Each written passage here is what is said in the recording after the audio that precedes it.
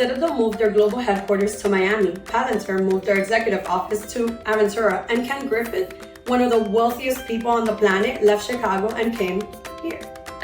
These are not people who make decisions based on feelings. They run the numbers, and the numbers told them South Florida.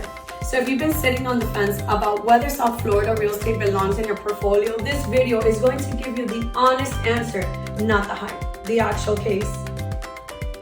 I'm Jaelly, Prieto, real estate agent with Epic Realty in Miami. And here's what the smart money sees that most people tend to overlook. Florida has zero state income tax, and that's not a perk, it's a permanent structural advantage. For a high earner moving from New York, where the state income tax hits about 10.9%, moving to South Florida is an immediate recurring six-figure savings every single year. That money does not disappear. It goes into assets, it goes into real estate, and guess where? South Florida. That's why wealth keeps flowing here, not because the weather, it's because the math just simply maths. Now here's what I wanted you to understand about the appreciation story. Miami's home prices are up 79% since the pandemic. Miami condos have appreciated 102% over the last decade. And here's the part that should make every investor pay attention.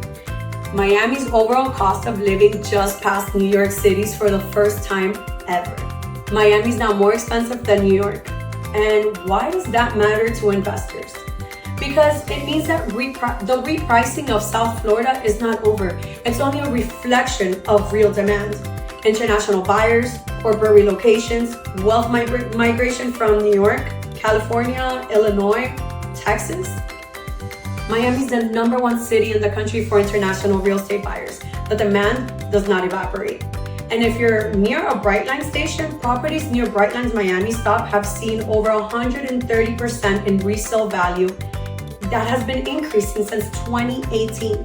Infrastructure drives appreciation. That's not an opinion. It's the data. Now, I'm gonna do something most people making investor content do not do. I'm gonna tell you the real risk. Home insurance in South Florida is the highest in the nation.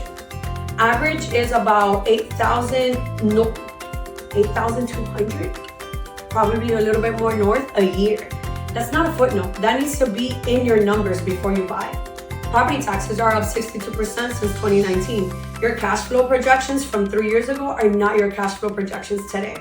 And not every asset in South Florida will appreciate. A building with deferred maintenance, special assessments, or aging infrastructure is not an investment. That's a liability. The easy money from the pandemic boom is gone. What is left is the smart money, selective, intentional, and very much still happening. So here's the real question. Not whether South Florida is a good investment, the data has answered that.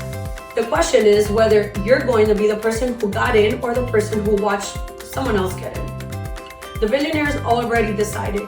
The corporations already decided. International buyers from Brazil, Argentina, Colombia, Venezuela, they're already buying. The window, it's not closed, but it's not as wide as it used to be 2 years ago. And it gets narrower every month that you wait.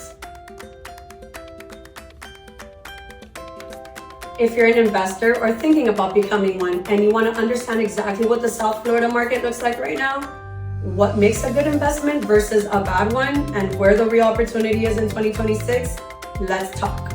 I do free investor consultations, no pitch, just the numbers.